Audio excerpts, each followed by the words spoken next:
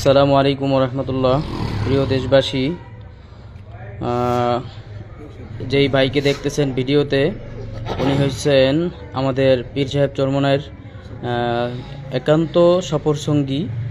উনি আবু কালাম ভাই গতকাল রাতে ঢাকা থেকে চরমনায়ের উদ্দেশ্যে রওনা হয়েছেন। তো কিছু দুষ্কৃতী মলমপাটির খপ্পরে পড়ে ওনাকে অজ্ঞান করে ওনার জিনিসপত্র যা কিছু ছিল সব নিয়ে গেছে এবং ওনাকে অজ্ঞান অবস্থায় আমাদের গলাচিপা লাইনের পটুয়াখালীর গলাচিপা লাইনের গাড়ি থেকে আমাদের উলানিয়া ইউনিয়ন ডাউকার এবং কলেজপাড়ার কিছু ভাই এবং ভাতিজারা উদ্ধার করে।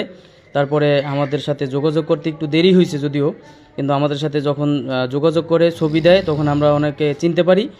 তাৎক্ষণিক আমরা আমাদের পটুয়াখালী 3 আসনের সংসদ সদস্য পদপ্রার্থী হাতপাখার হাফেজ মাওলানা মুফতি আবু বকর ভাইয়ের নেতৃত্বে আমরা উপজেলা ইসলামী আন্দোলন এবং যুব আন্দোলনের দায়িত্বশীলরা আসি। আমাদের ইসলামী যুব আন্দোলনের সভাপতি জনাব মাওলানা আখতারুজ্জামান